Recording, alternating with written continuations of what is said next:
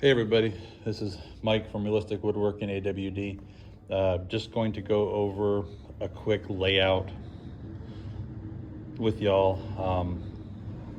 Cut some maple for face frames, got a few dated out already.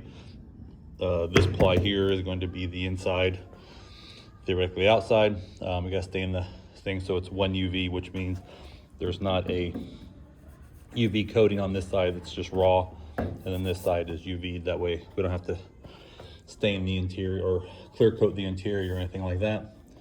I usually get scraps.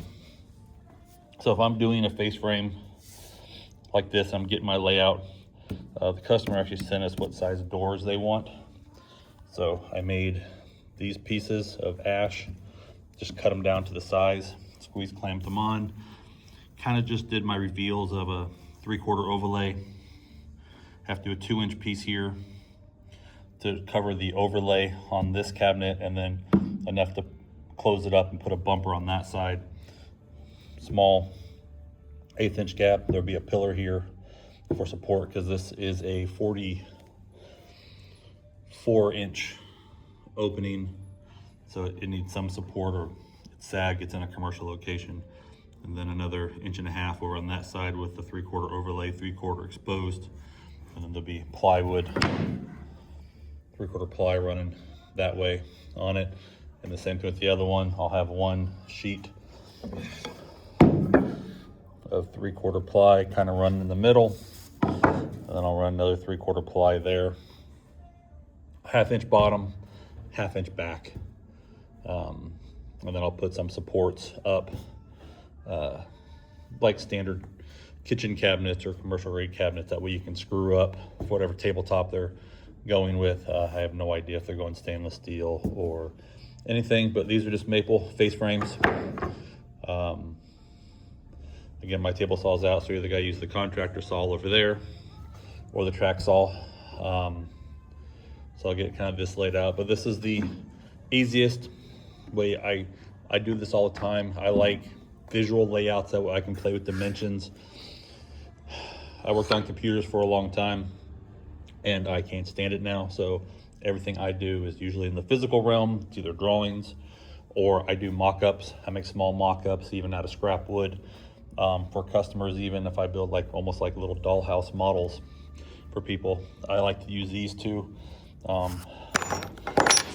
These are just cheap ones you can get on Amazon, but they're spacers. So if you need a 3/4, you grab a 1/2 inch and a 1/4 and put it up there. I know they make bigger ones. I'm waiting for my stuff to go viral. That way Woodpecker sends me a nice new set and I can put it through the test and tell you, oh, I love it or hate it. I would love it.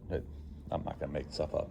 I would love to have a full, 1.5 inch through a 1/16 or something like that set.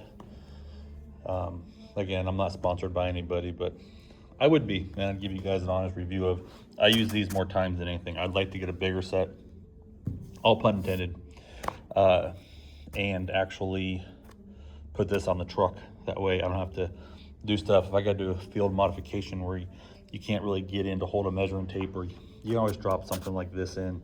I mean, if you're doing 1/2 inch, it fits in places. You can kind of gauge it however you need to. It's got multiple angles and multiple areas to kind of attach to. So these are fun when you're laying stuff out. You can put the 3/4, 2 shims up here, put a 1/2 inch in there, leave that gap where you can put the 1/16 in, and then you put it out there too, and you think, oh, okay, that looks even enough and that'll work. So again, just tricks I use. Everybody has different ones. I change it up sometimes and do different stuff. Even when I'm doing this stuff, I get bored pretty easy. So I like trying new things and experimenting, but I always lay the whole job out. That way you can kind of get an idea, like a kickoff type thing, and figure out if it's going to look aesthetically pleasing. That way I don't got to draw it up on the computer and I have a physical representation of it. Or if I had a question for the customer, I could have a little bit of a, kind of a, hey, does this look good, or is this what you're kind of wanting for spacing, view of it. Sometimes I'll run some stain on a couple to distinguish one from the other, or make them out of contrasting woods. It just depends on what I have around for scrap.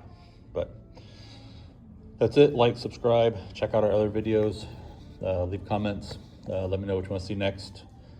Just kind of working. So